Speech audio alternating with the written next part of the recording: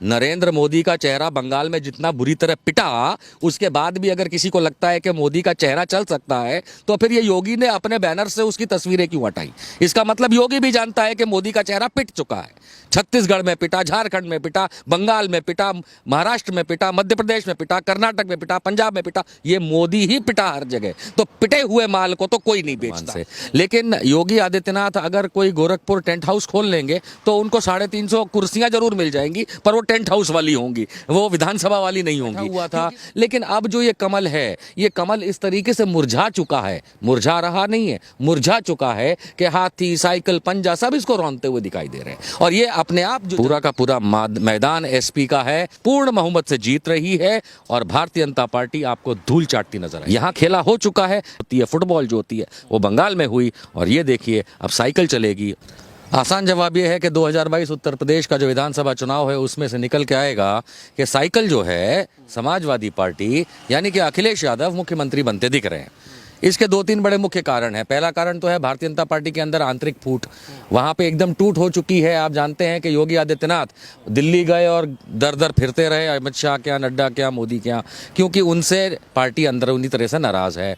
दूसरी तरफ आप जानते हैं कि केशव प्रसाद मौर्य चुप्पी साधे हैं, वो बता नहीं रहे हैं कि होगा क्या, कैसे होगा। स्वामी प्रसाद मौर्य जो भारतीय जनता पार्टी के बड़े नेता हैं, कद्दावर नेता हैं और मंत्री भी हैं योगी के खुद के, वो साफ बोल चुके हैं कि जो भी निर्णय लिया जाएगा वो केंद्र से लिया जाएगा।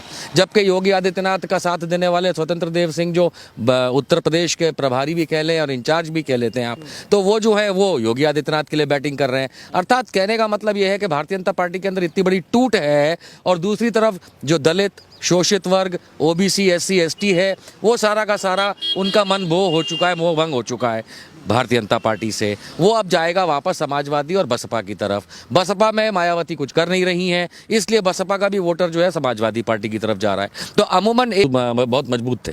बंगाल के इरादों की मजबूती हमने देखी थी, कैसे अमित शाह ने 200 पार कहा था और क्या हुआ था कि नैया डूब गई थी गंगा के अंदर, वहाँ भी गंगा बहती है।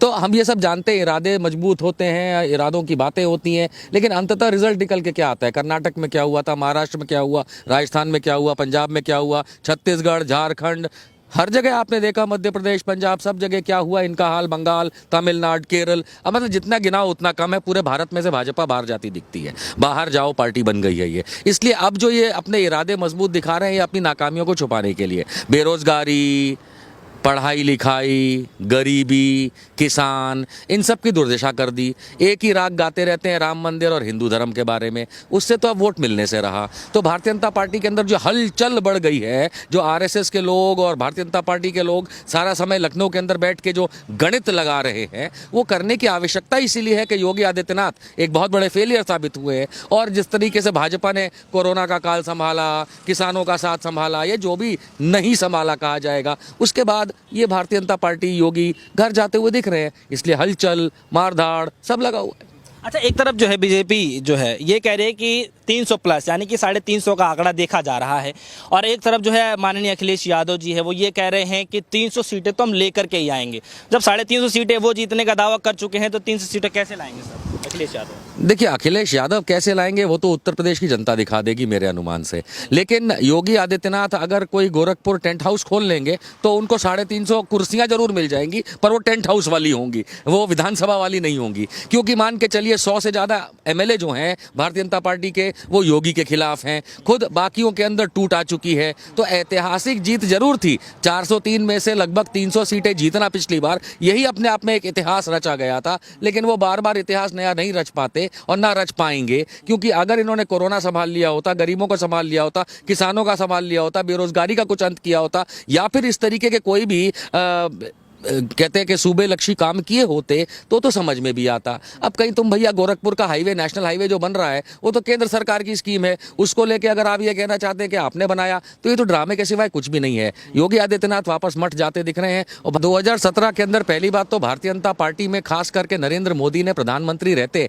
जिस तरीके से सेना का उपयोग किया था, और उसके बाद सेना का नाटक कर करके उन्होंने अपना इलेक्शन कैंपेन चलाया था, और भारतीय जनता पार्टी के जिस तरीके के वादे रहते हैं उनको लुभाने लुभाने वाले वादे कहा जा सकता है तो लोग ज़रूर भ्रमित हो जाते हैं। अगर वो भ्रमित का शब्द मैं इसलिए इस्तेमाल कर रहा हूं कि अगर उसके बाद इन लोगों ने, भारतीय जनता पार्टी ने वादे पूरे किए होते तो फिर ये भ्रमित शब्द का इस्तेमाल ना होता। उदाहरण के तौर पे किसानों का ऋण माफ़ किया जाएगा। हमें याद है कि योगी की सरकार बनते ही स्टेट बैंक ऑफ इंडिया, जो कि देश का सबसे बड़ा बैंक है, उसने साफ कर दिया था कि हम ऋण माफ़ नहीं कर सकते। यानी कि जो चुनावी वादे होते हैं उनमें सबसे ज़्यादा धोखा जो देती है पार्टी, वो भारतीय जनता पार्टी। तो जी, चुनावी तौर पे 2017 में साइकिल पंचर हुई थी, पंजा झुक गया था कांग्रेस का और मायावती का हाथी थोड़ी देर बैठा हुआ था। लेकिन अब जो ये कमल है, ये कमल इस तरीके से मुरझा चुका है, मुरझा रहा नहीं है, मुरझा चुका है कि हाथी, साइकिल, पंजा सब इसको रौंदते हुए दिखाई दे रहे हैं। और ये अपने आप जो जनता है, समझदार जनता है, जब यही जनता मायावती को लाई थी तो पूर्ण बहुमत से लाई, अखिलेश को लाई तो पूर्ण बहुमत से लाई, भारतीय जनता पार्टी को 2017 में लाई तो पूर्ण बहुमत से लाई। और अब जब भारतीय संघ, अगर पहली बात तो संघ कोई राजनीतिक पार्टी तो है नहीं, लेकिन अगर संघ अगर कमान संभालता है तो इसका पहला सूचक होता है कि योगी फेल, दूसरा सूचक होता है भाजपा फेल, तीसरा सूचक होता है कि भाजपा में टूट, और चौथा सूचक होता है कि अब तो मोदी भी उत्तर प्रदेश नहीं संभाल सकता। यानी कि अगर पेरेंट बॉडी जिसको कहा जाए, पिता तुल्य इन लोगों का जो आरएसएस है, अगर अब उसको मैदान में आना पड़ता है तो इसमें 4 फेलियर, मोदी, योगी, अमित शाह, नड्डा, भाजपा, सब फेलियर ही हो गए।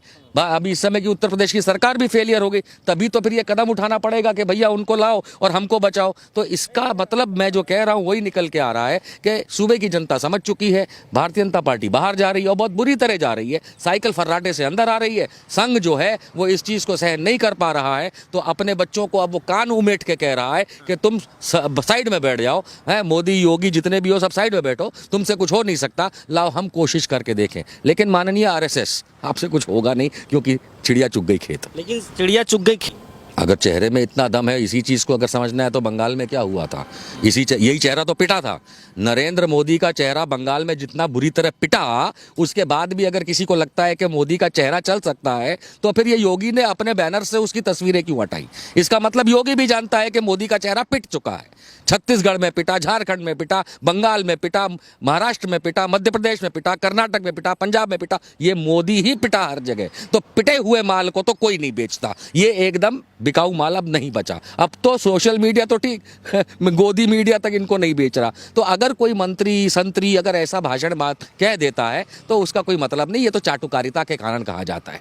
नहीं, मेरे ख्याल से हर प्रांत की कहानी अलग होती है, लेकिन इतना ज़रूर है कि इस समय जिस बात को लेके 2017 में अमित शाह और योगी और मोदी ने कहा था कि उत्तर प्रदेश को जुर्म फ्री राज बनाएंगे, यहाँ कोई गुंडा राज नहीं होगा वगैरह, वो तो हुआ नहीं, उल्टा गुंडागर्दी बढ़ी।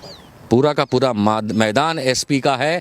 समाजवादी पार्टी मेरे हिसाब से उत्तर प्रदेश में 2022 के विधानसभा चुनाव में पूर्ण बहुमत से जीत रही है और भारतीय जनता पार्टी आपको धूल चाटती नजर आएगी। यहाँ भी खेला होगा सर, यहाँ खेला हो चुका है, यहाँ खेला हो चुका है। एथलेटिक्स का आपने देखा कि किस तरीके से दौड़ जो होती है, फुटबॉल जो होती है, वो बंगाल में हुई, और ये देखिए अब साइकिल चलेगी और कमल रौंदा जाए।